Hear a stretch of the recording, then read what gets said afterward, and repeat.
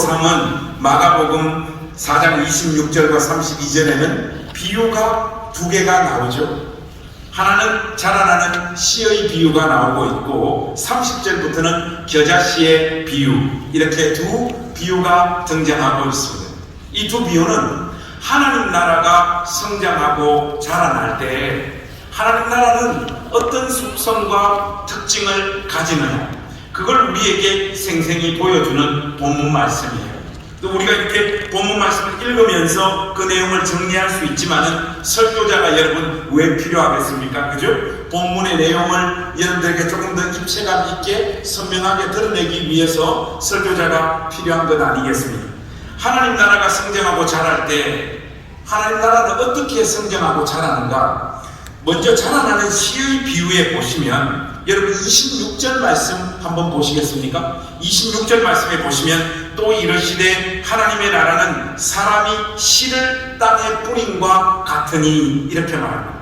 솔직히 26절 말씀을 읽고 하나님 나라와 사람이 땅에 씨를 뿌리는 것과 하나님 나라가 똑같다고 했는데 이게 도대체 무슨 말일까? 아무리 고민을 해봐도 26절만 읽어서는 어떤 이미지가 우리 머릿속에 착상되어지지 않습니다.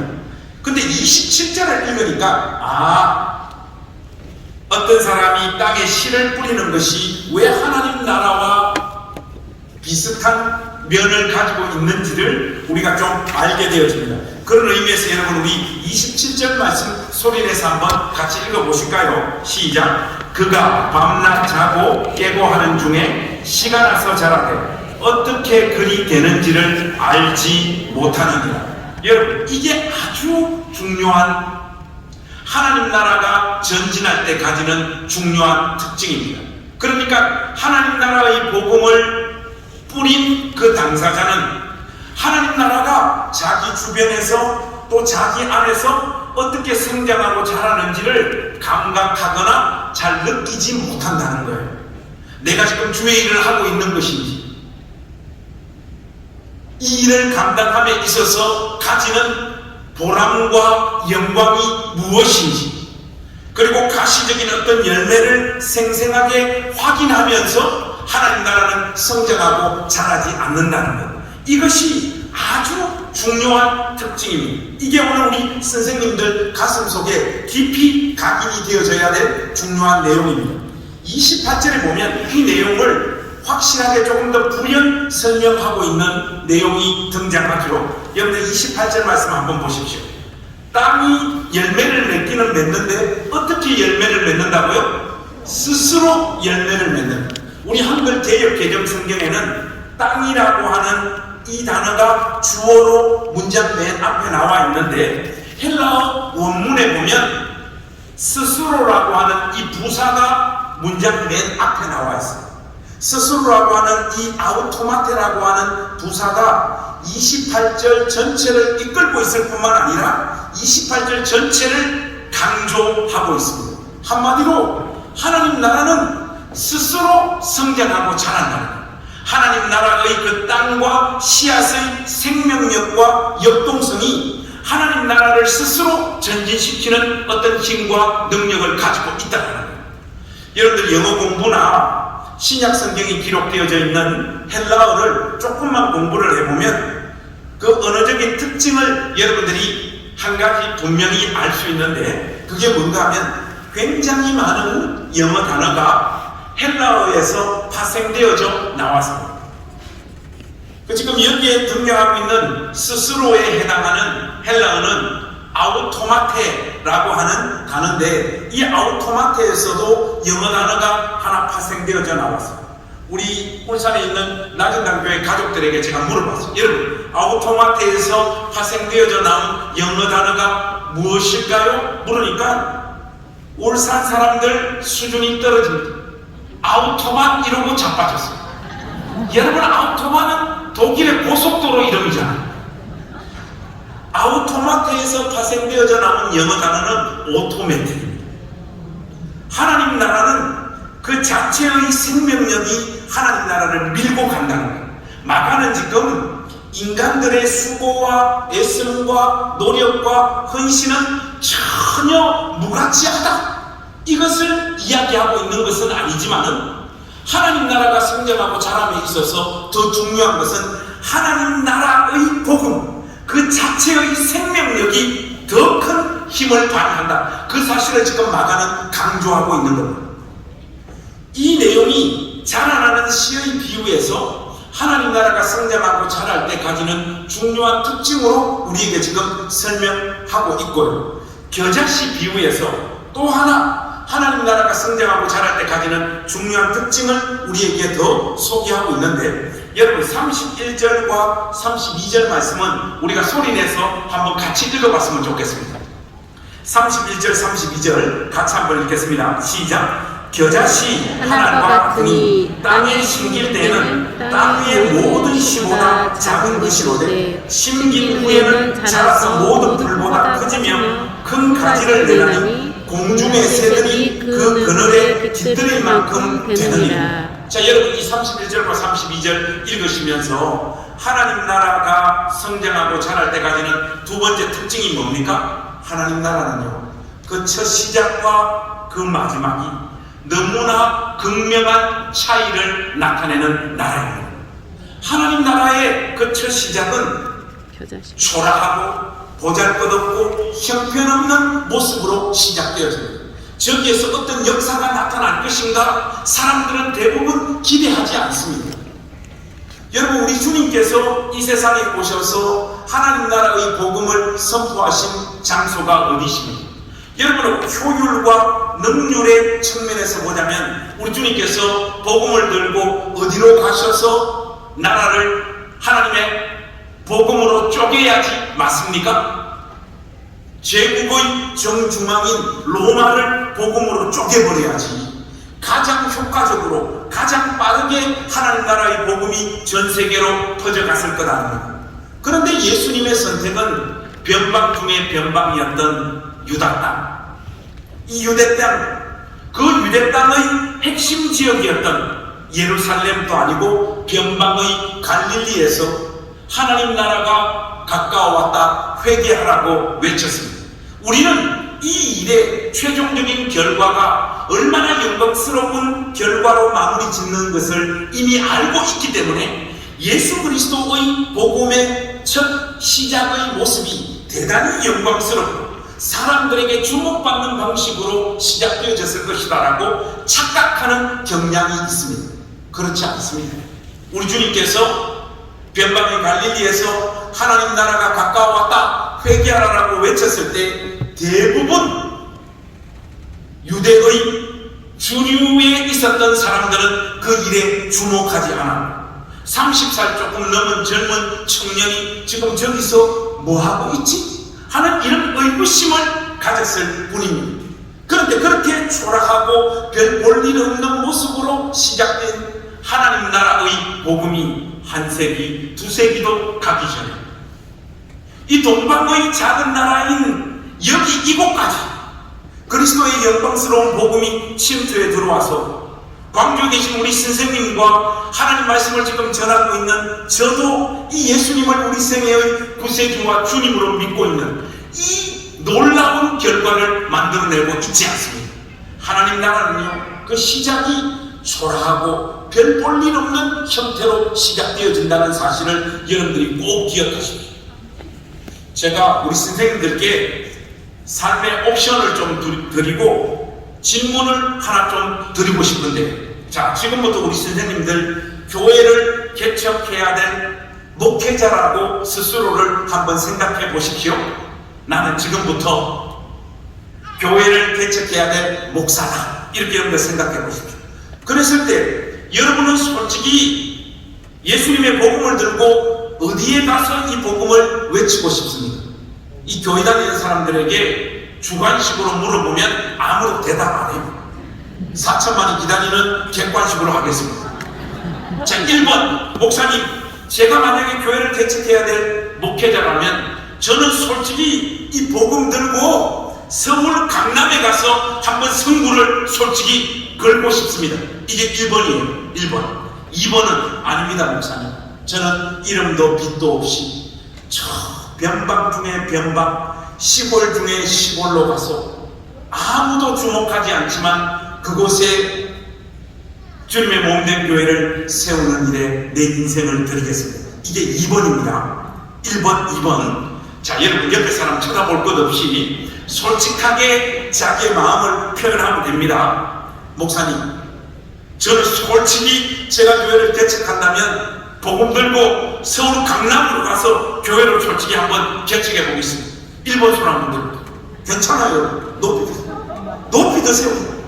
이런 분들은 욕망덩어리라고.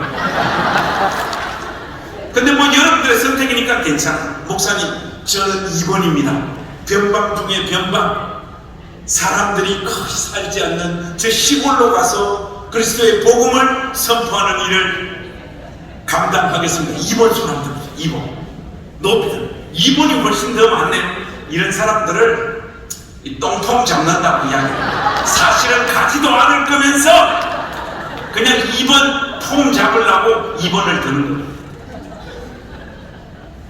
여러분들이 어떤 삶을 선택할지 모르겠지만 우리 주님의 선택은 변방 중에 변방이었던 갈릴리, 그곳에서 하나님 나라의 복음을 선포하는 일을 시작하셨고 모든 사람들의 예상과 기대를 뛰어넘는 상상도 할 수 없는 영광스러운 결과, 큰 영향력을 가지는 그 성장들을 하나님 나라는 스스로 가지는 어떤 생명력이 이루어낸다는 것을 저와 여러분들이 이미 잘 알고 있습니다. 이것이 하나님 나라가 성장하고 자랄 때 가지는 두 번째 특징이에요.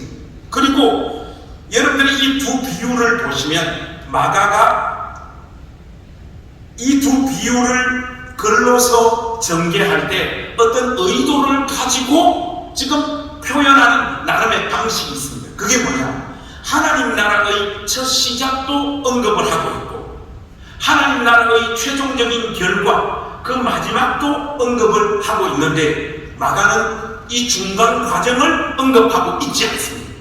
하나님 나라의 복음이 성장해가는 중간 과정은 언급하지 않고 있다. 이것은 마가가 지금 어떤 의도를 가지고 일부러 이렇게 글을 전개하고 있는 거예요. 이걸 여러분들에게 제가 어떻게 좀 설명을 드려야 될지 모르겠는데, 여러분, 저희 아들이 지금 군에 가서 군 생활을 하고 있습니다. 근데 제가 요 직전에 몸담고 있었던 우리 행신침례교회 그 청년부 애들이 굉장히 짓궂은 애들이었어요.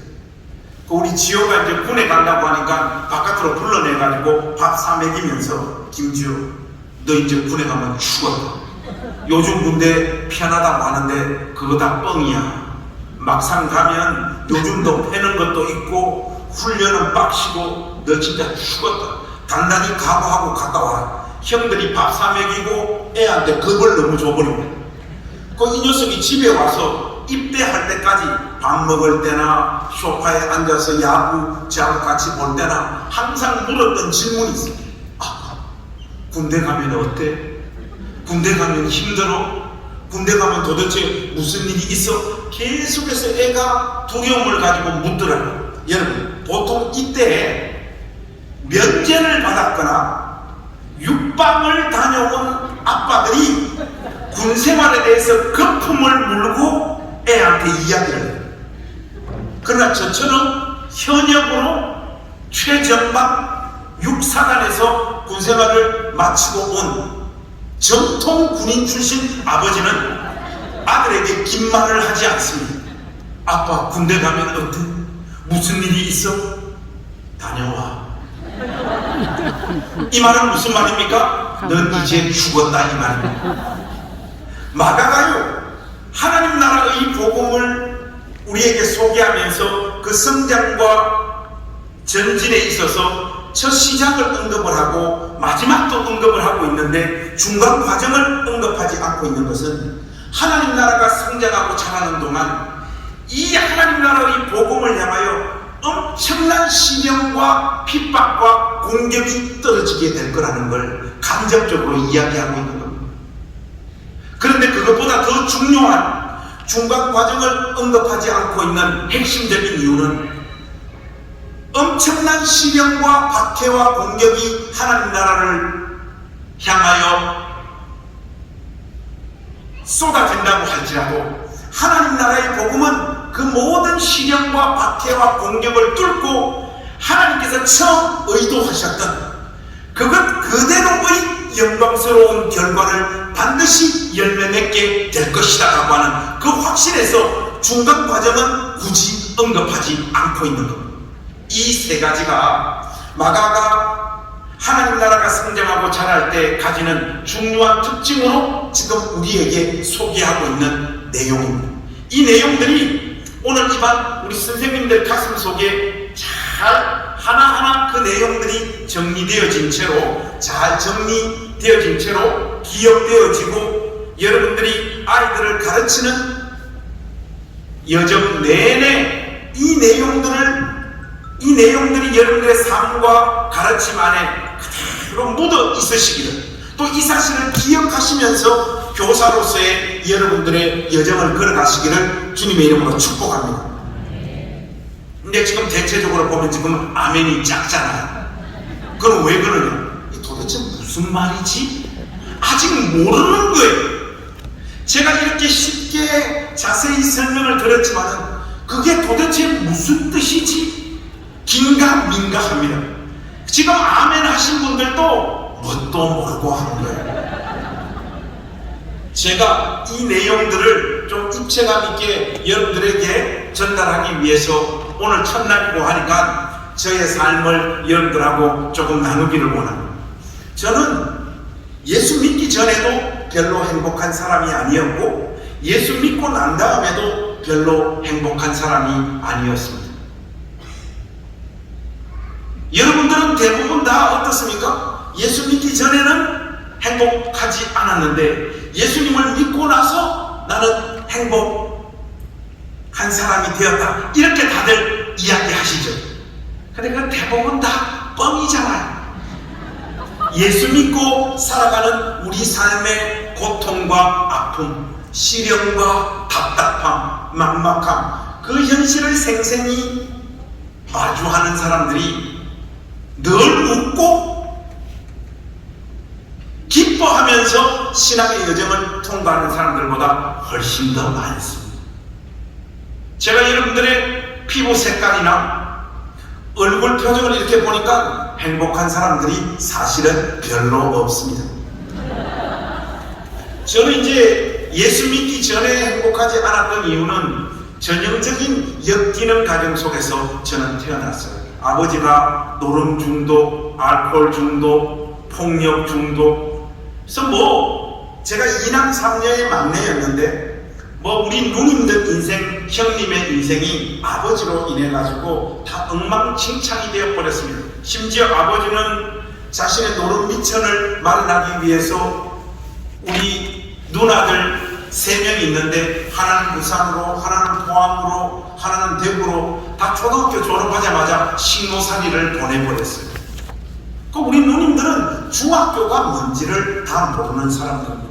아버지는 딸들이 식모살이 해가지고 매달 주인집으로부터 받는 그 월급날 되면 그 집으로 가서 아버지가 직접 그 돈을 챙겨서 그 돈을 가지고 한평생 노름을 하고 술을 마시고 사시다가 허무하게 죽으셨어요. 그것으로 인해서 우리 누님들의 인생은 엉망진창이 되어버려요. 저 바로 위에는 우리 형님이 계신데 우리 형님은 이제 남자라고 중학교를 보냈는데 중학교 2학년 때 집에 있는 돈 가지고 가축을 해가지고 서울로 가버렸어요. 그리고 그 길로 우리 형님은 한평생을 조직폭력배로 살다가 지금은 나이가 많아가지고 현역에서 은퇴해 있는 상황입니다.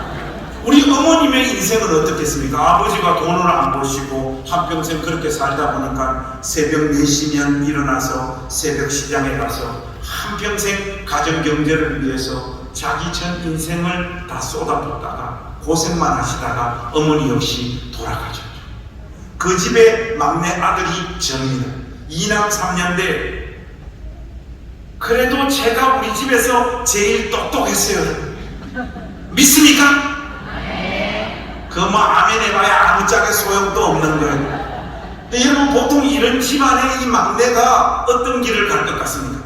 1번, 독한 마음으로 열심히 공부했을 것 같다.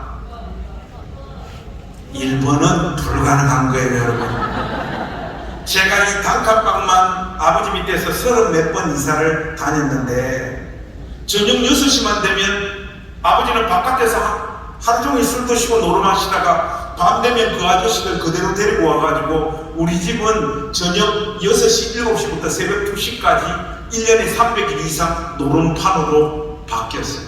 학교 갔다 오고 어머니 장사하고 저녁에 돌아오면 어머니하고 저하고 누울 공간도 없었어요. 그렇게 저는 저의 초등학교 시절, 중고등학교 시절을 그렇게 다 보냈습니다. 이런 환경 속에서 어떤 아이가 공부를 할 수 있겠습니까? 저도 비슷했죠. 그래서 뭐 초등학교 6학년 때 백화점 같은 데 가서 물건 훔치고 돈 훔치고, 지금도 이제 기억이 생생한데 울산 주리영 백화점 맞은편에 있는 중앙시장 지능 슈퍼마켓이라고 테니스 가방 들고 들어가서 한 방에 초콜릿 300개 틀어가지고 나오다가 현장범으로 붙잡혔어요. 근데 나이가 어리고 초범이라고 훈방 조치돼가지고 집에 가야 되는데, 누님들 다 그때 시집가고 오고, 어머니 한글을 모르시니까 와봐야 진술서를 쓸 수는 없고, 아버지 술 드셔가지고 지금 경찰서 오실 수가 없고, 그래서 우리 형님이 저를 데리러 갔어요. 형님이 진술서 쓰고 담임 선생님 손에서 저를 이렇게 인계를 받았어요. 그래서 저는 이제 형님이 따라와 해서 형님이 저를 데리고 간 곳이 제가 성장하고 자랐던 울산시도 우정동 동네 우물가, 거기로 저를 데리고 가더만 쌍놈의 새끼 옷 다 벗어 이러더라고요. 안 그래도 무서운데 옷을 다 벗어. 형님은 지금 현역 깡패잖아요. 옷을 다 벗으니까 형님이 우물가에서 바가지에 물을 한 바가지 길로 올리더만 제 몸에 물을 확 뿌리시더라고요. 몸에 물이 닿으니까 안 그래도 추운데 더 춥잖아요. 오돌오돌 이렇게 떠는데 형님이 준비한 비장의 카드가 뭔가 하니까 전기줄 아시죠? 이렇게 전기줄. 이걸 손에 감고 저를 두들겨 패는데, 욕하면서 두들겨 패고 욕하면서 두들겨 패고 한 3시간을 그렇게 두들겨 패더라고요. 형님이 3시간을 그렇게 두들겨 패더니 형님 입에서 나온 말 한마디가 저의 인생을 바꿔버렸어요. 형님이 그렇게 실컷 두들겨 패고 훈계하시더니 저한테 하는 말이, 이 새끼 내일부터 교회 안 가면 때려 죽인다는 거야. 아니, 지도 안 가는 교회를 왜 나보고 교회를 가라고 하는 거야. 그리고 우리는 뭐 4분의 8촌에 예수 믿는 사람이 아무도 없는데 교회가 뭔지 내가 어떻게 알아요? 훗날 형님이 교회 가라고 하니까 무조건 일단은 교회를 가고, 훗날 알아보니까 제가 좀 도둑질하고 이렇게 돌아다니는 거 형님 뒤에 이미 들어간 거예요. 내 깡패 형도 지 동생이 그렇게 사는 건 원치 않는 거예요. 그래서 동료 깡패들한테 물어봤대요. 내 동생 저거 벌써 도둑질하고 저렇게 돌아다니는데 저거 어떻게 하면 좋냐 하니까 동료 깡패 형들이, 야 그러면 네 동생 교회 한번 보내봐. 교회 가면 인간된다 하더라. 그렇게 형님한테 일러준 걸 형님이 기억을 하고 저를 두들겨 패고 교회를 보낸 거예요. 형님이 교회에 대해서 나름 공부를 많이 했더라고요. 헌금 걱정은 하지 마라. 형님이 챙겨줄게.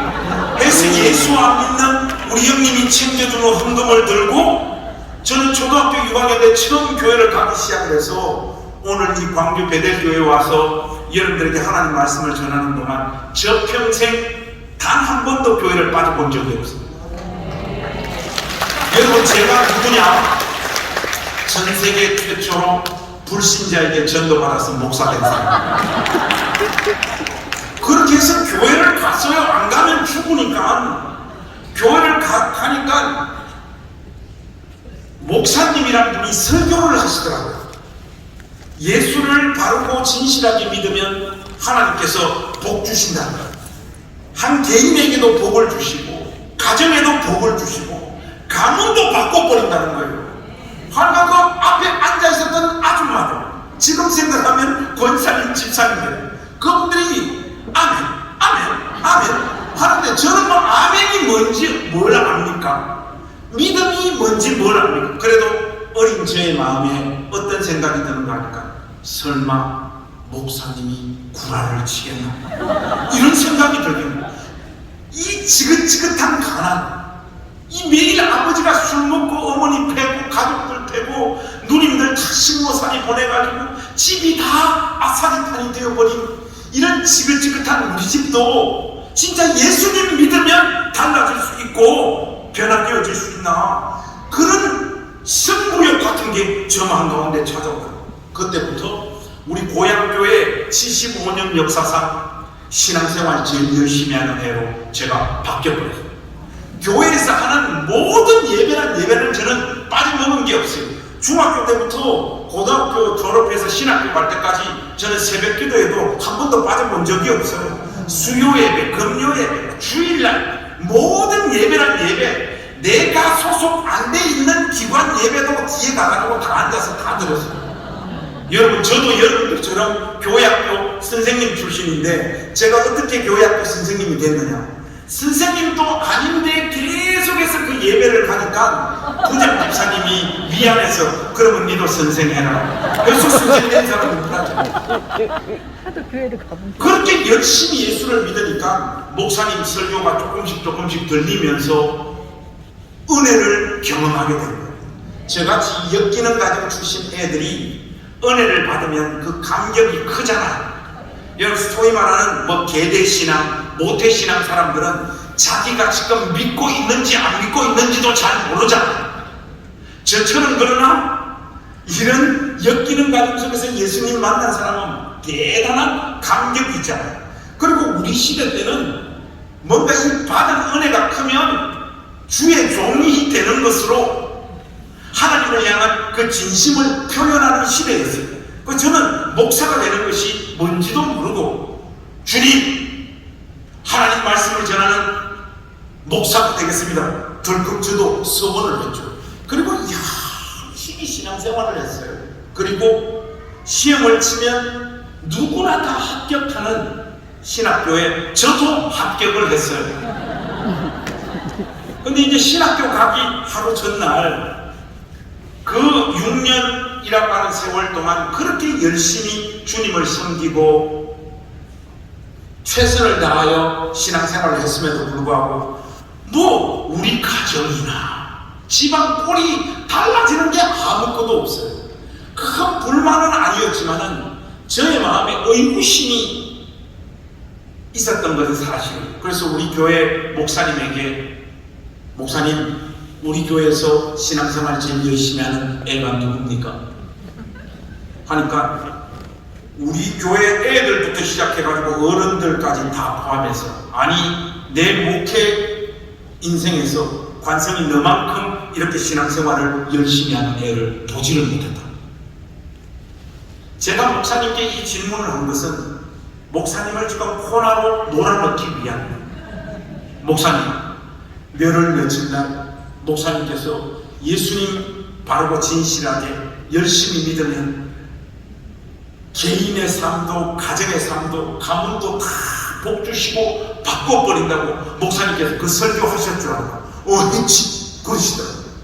근데 목사님, 저는 목사님 목회 여정에 제일 신앙생활 열심히 하는 애고 그걸 목사님께서도 인정하실 만큼 이렇게 열심히 예수 믿는데 왜 우리 집과 저는 아무런 복도 안 받고 달라지는 게 없습니까?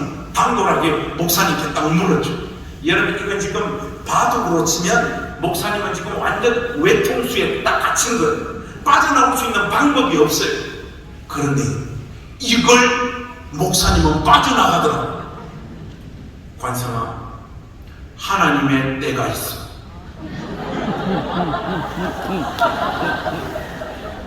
기분은 안 좋은데 묘하게 그 말이 설득이 되는 거예요. 그때 제가 알았어요. 세상에 말 잘하는 것들이 목사들이구나. 근데 제가 그걸 깨닫고 이걸 빠져나가네. 근데 목사님의 그 말씀이 설득력 있게 저 마음 가운데 다릅니다. 그래서 신학교 가서도 정말로 저는 열심히 주님을 섬겼습니다. 대전에서 울산으로 왔다 갔다 하면서 교회 학교 아이들 챙기고 학생의 애들 돌보고 자타가 인정할 만큼 저의 청춘과 저의 영혼과 뼈를 다 갈아 넣으면서 주님의 몸된 교회를 그렇게 열심히 섬겼어요. 그리고 그 과정 속에서 신학 수련 다 마치고 그때만 하더라도 좀 분위기가 외국 유학 한번 갔다 와야지 뭐 좀 크게 쓰임 받는다 뭐 이런 말도 안 되는 이야기들이 신학생들 사이에서 아름아름 꽃피고 있었던 시절이라 저도 유학을 가고 싶은 거예요.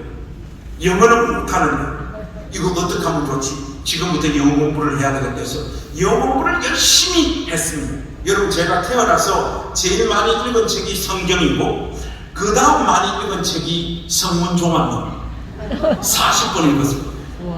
성문종합론을 40번 보니까 영어가 풀리더라고요. 그래서 시험 접수 토플 점수 받아서 영국으로 집사람하고 유학 갔다 왔죠. 그리고 저 같은 환경 속에 놓여 있는 사람은 삶에 다른 옵션이 없습니다. 아버지가 뭐 교회를 물려줄 거예요. 누가 뭐 길을 열어줄 거예요. 그래서 제가 그때 가정 경제를 위해서 학원에서 애들 잠깐 영어를 가르치고 있었을 텐데 그 우리 원장님이 목사님 저희 신분을 알고 있었어요. 뭘 그렇게 공부를 하세요? 고민을 하세요. 제가 학원 교실 하나 내드릴 테니까 여기서 교회를 개척하라. 아 내가 왜 이걸 생각 못했을까? 학원 교실 하나니까 교탁 있으니까 강당 애들 책글상 다 있으니까 회중석 15,000원짜리 십자가 뒤에 하나 걸고 우리 사람하고 저하고 교회를 개척을 하는데 막 저 마음에 그 감동이잖아. 비록 초라하게 이 교회를 시작을 하지만 하나님은 이 초라하게 시작하는 이 개척교회 위에 큰 은혜를 부어주실 것 같은 거예요. 그 확신이 막 저 가슴 속에 막 떠밀려 오더라고요. 근데 여러분 한 사람의 느낌은 위험하잖아요. 그래서 제가 우리 집사람한테 물어봤어요. 여보 우리도 이제 교회를 개척하는데 당신 마음에 하나님 주시는 어떤 은혜 이런 거 없냐? 왜 없냐? 기도하는데 막 눈물이 막 너무 쏟아지고 우리는 비록 아무것도 갖추어져 있지 않은 이런 초라한 교실에서 개척을 시작하지만 하나님께서 이 초라한 개척교회 가운데 크신 역사를 나타내 보실 것 같아요. 그 우리 사람하고 저하고 마음이 똑같았어요. 그래서 우리 사람하고 저하고 아무도 없이 그곳에서 교회를 개척을 했죠. 그런데 우리 사람하고 저의 생각은 착각이었어요. 개척교회 시작하기 전에도 거지였는데 개척교회를 한 5년 6년 하고 나니까 진짜 완전 안거지가 돼요. 정말 우리 가족이 길바닥에 내 앉아야 되는 상황까지 삶이 내몰리더라고요.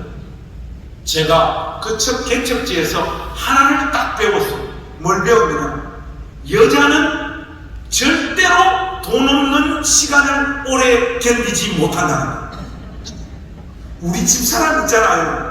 전형적인 사고 스타일이에요. 사랑, 성품, 보드랍제, 온유하지. 제가 뭐 하자 그러면 다 순종하고 다 잘 따르고 헌신적인. 참 우리 집사람 같은 여자도 만나기 어려울 거예요. 이런 여자가 개척교회 한 5, 6년 하고 나니까 이 순한 양 같았던 여자가 호랑이 새끼로 돌변해버려요. 제가요 그 첫 개척지에서요 저의 바닥을 확인을 했어요. 저는 그때까지만 하더라도 제가 주님 진짜로 사랑하고 목사니까 스스로 나름 신앙은 굉장히 좋은 사람인 것처럼 그렇게 생각했는데 여러분 개척교회 한 5, 6년 하면서 그런 열매가 없는 그 상황이 되니까요 일단은 경제적으로 어려워지기 시작을 하죠. 진짜 본 모습이 막 나타나더라고요. 내보다 본 모습이 더 많이 나타났던 사람이 우리 집 사람이야. 애들한테 보여줘서는 안 되는 모습들을 너무너무 많이 보여줘. 입만 열면 네가 목사냐? 그러면 그 이야기 듣고 참아야 되는데 니는 사모냐 이씨. 이혼하자. 우리는 잘못 만났다. 그럼 우리 애들 울고 불고 인격이고 신앙이고 여러분 돈이 없다 보니까요. 이거 진짜 완전 사람이 망가지고 바닥을 찍더라고. 여러분 지금 멀쩡히 여러분들 좀 믿음 있어 보이죠? 그게 믿음의 힘이 아니라 돈의 힘일 가능성이 많아요. 진짜 바닥 한번 찍고 나니까 본 모습이 막 드러나요.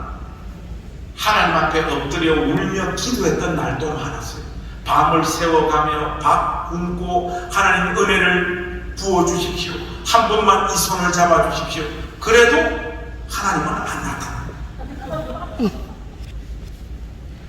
저의 목회 커리어 중에 제일 수치스럽고 부끄러운 게 뭐냐면 너무 그 개척교회의 현실이 고통스러워서 그 개척교회를 포기해버렸다. 그 가족들 한 20, 30명 모였던 우리 가족들 포기하고 우리 사람하고 저는 목회지를 옮겼어요. 뭐 대단한 목회지로 옮긴 거 아니고 사택을 제공해 준다는 교회로 도시 빈민들 모여 사는 할머님들만 모여 있는 곳으로 갔어요. 사택 때문에. 부임해서 가니까 처음에는 뭐 사례비도 150만원 주시고 뭐 사택도 좋은 곳이라고 해서 갔는데 사택이 좋은 곳이 아니야. 지하 사택이야. 계단 열리고 간 밑으로 내려가면 지하 사택이 있어. 그리고 우리 할머님들 뭐 다 60, 70 된 할머님들밖에 없고 남자 성도는 한 명도 없더라고요. 처음에 부임해서 가니까 그래도 얼마나 열심히 설교를 했겠습니까? 젊은 목사니까 하면 뭐예요? 설교 한 10분만 지나면 할머니들 다 주무시거든요. 근데 여러분 그것도 한두 번 당해야지 한 두 달, 세 달 계속 당하니까 마음속에 어떤 생각이 들어요? 설교 준비가 무슨 소용이 있나? 이번 주는 그냥 준비 안 하고 대충 해버리자 해가지고 한 번은 설교 준비 안 하고 강단에 올라갔어요. 그 평상시 대충 알고 있는 내용으로 설교를 했어요. 아, 또 그날은 또 다 은혜를 받네. 이 사람이 미치겠는 거예요. 이건 뭐 어떻게 목회를 해야 되는지는 모르겠는 거예요. 할머님들 한 주에 다 헌금 내시면 우리 교회 평균 헌금 액수가 7만원에서 8만원. 8432. 목사님 알아서 마음대로 다 쓰세요. 그러면 그 돈 가지고 그 지하 사택에서 애들 둘이 데리고 목회를 하는데 목회도 목회지만 삶이 됩니까? 삶이 이어질 수가 없죠. 너무너무 고통스러운 거예요. 그때쯤 보니까 하나님이 나를 목사로 불렀나 안 불렀나 그게 설 의심되기 시작을 하더라고요.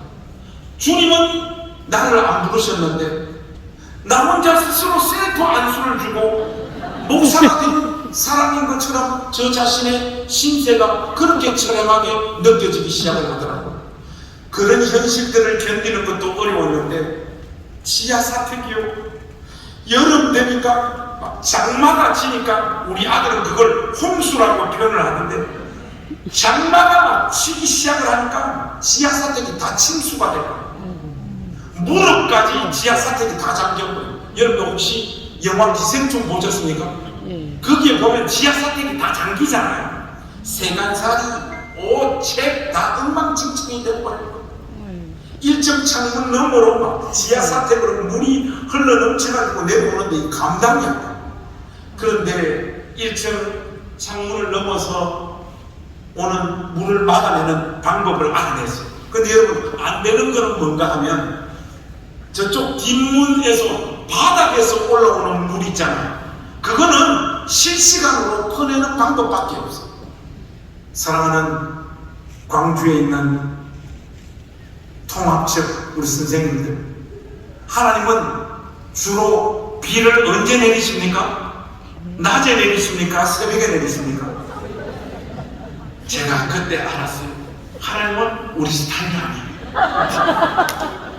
새벽에 주로 비를 내리고 장마가 억수같이 비가 쏟아지면 우리 집 사람하고 딸내미는 안 일어나요. 결국 아들 초등학교 6학년이었는데 저하고 둘이 일어나서 1층 창문 막고 바닥에서 올라오는 물 퍼내기 위해서 다라이 옆에 하나 갖다 대고 둘 다 쓰레받기 가지고 실시간으로 떠담고 날라서 화장실에 버리고 이걸 반복해야 돼요. 그러면 새벽 1시, 2시 계속 해야 돼요. 그 우리 지호가 그때 6학년이었는데 아빠 나는 내일 학교 가야 되는데 지금 좀 그만하면 안 될까? 어떡해. 이 새끼 아빠는 좀 딱 새벽 기도해야 돼. 계속해. 우리 둘이 새벽이 다 밝아올 때까지 지호하고 저하고 그 다라이에 물 부담아가지고 화장실에 갖다 버리고 우리 지호는 아빠 우리 집은 홍수 나면 계속해서 일해야 돼. 계속해서 일해야 돼. 지호야 방법이 없어. 근데 그렇게 여름이 가고 나면 우리 지하 사태는 곰팡이가 도배가 돼요. 아침만 되면. 그럼 우리 집 사람은 아침에 일어나서 새벽 기도 갔다 와서 제일 먼저 하는 게 뭔가 하면 걸레 가지고 지하 사태 곰팡이 닦아요. 애들은 폐렴을 달고 살고 뭐 다른 삶의 옵션이 없으니까 그렇게 살았죠. 목회 현실과 경제적인 어려움들은 계속해서 그렇게 떠밀려오고. 근데 여러분 제일 힘든 게 뭔가 하니까 여러분 영화 기생충에 보면 그 집 화장실이 지하에서 제일 높은 곳에 화장실이 있죠. 이것도 있잖아요. 수세식 화장실은요 어느 정도 높아야지 화장실을 설치할 수 있지. 우리 사택처럼 계단 17칸 미치면요 화장실을 만들 수가 없어요. 우리 사택에는 화장실이 없어요. 우리는 화장실 가려면 계단 17칸 올라가서 교회 문 열고 바깥으로 나가면 동네 입구에 공동 화장실까지 우리는 일본을 나가서. 여러분 그게 얼마나 고통스럽고 힘든지 몰라요. 특히 겨울 때 진짜 힘들어요. 한 번에 새벽 기도 끝나고 미치겠다 진짜. 계단을 이렇게 틀에 내려오는데 교회 용어로 하자면 영감이 하나 탁 떠오르는 거예요. 영감이 뭐냐? 요강! 내가 이 요강을 왜 몰랐나? 요강을 썼으면 됐는데 해서 우리 아들 방에 가보니까 쓰레기통이 이렇게 큰 게 있더라고요. 우리 가족들 다 불렀어. 자, 우리 가족은 오늘부터 요강을 쓰는데 잘 들어라. 우리 네 가족이 여기 오줌을 싸는데 이까지 차면 멈춰라. 이게 이까지 찰 때까지 제발 오줌 좀 싸지 마라. 왜냐? 이거 여러분 새벽기도 끝나고 이거 들고 바깥에 갖다 버려야 되잖아요. 하면 이게 출렁출렁 하면 손에 오줌이 줄줄줄줄 흘러내리는 날들이 대부분이다.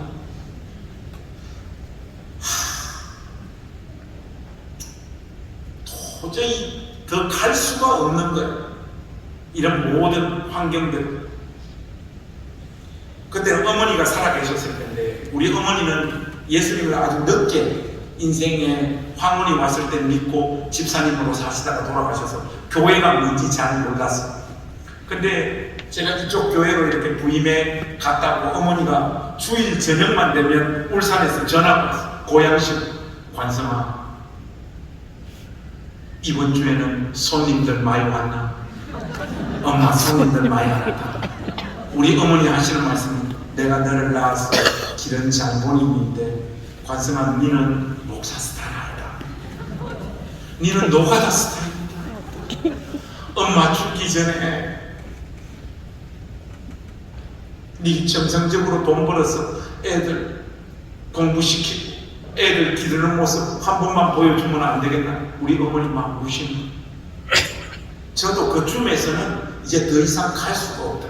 저는 초등학교 6학년 시절부터 목사가 된 그 시절까지 한 번도 뒤를 돌아본 적이 없어요. 그 누구보다 열심히 주님을 섬겼고 우리 주님께서 피로 값주고 사신 교회를 위해서 저의 삶과 인생을 다 드렸어요. 그런데 저의 삶과 인생에는 좋은 날이 없었어요. 쉽게 말해서 하나님께서 은혜 베푸시는 사역을 통한 어떤 열매를 보여주시는 이런 것들이 없었어요. 그래서 늘 다툼과 갈등과 고민과 번민 속에 도대체 예수 믿는 보람과 즐거움과 영광이라는 게 뭘까? 저도 그렇게 있는 것처럼 말을 하고 그렇게 흉내내면서 살았지만은 저의 속은 제가 속일 수 없잖아요. 그렇게 해서 우리 집사람하고 저하고 목회를 마무리 짓고 여기서 그만하자. 이건 우리 길이 아니다 하고 그 교회를 사임하고 울산에 내려가서 노동자로 살려고 절차를 밟았죠. 그 어간쯤에 우리 지호가 다녔던 학교가 우리가 도시 빈민들 모여 사는 동네였기 때문에 초등학교가 하나 있었는데 5학년 하나급, 6학년 하나급. 이제 곧 있으면 이제 폐교 직전에 있는 그런 학교에 우리 아들, 딸이 다녔는데 우리 지호가 6학년 때 교장 선생님이 하루는 저한테 전화가 왔어요. 목사님, 아들 지호가 아주 글을 잘 씁니다. 그러더라고요. 우리 아들이 글을 잘 쓴다고요? 하니까 글쓰기 반인데 지호 글이 장난이 아니야. 요번에 학교 대표로 고양시 어린이 글쓰기 대회 나와서 지호가 1등하고 돌아왔습니다. 도대체 우리 지호가 무슨 글을 썼습니까? 단풍에 대해서 글을 쓸 때 단풍이 이렇게 빨갛게 물들어가지고 떨어지는 장면을 착상을 해가지고 시를 썼는데 뭐 한많은 인생이 가슴에 피눈물을 안고 그의 생을 마감한다.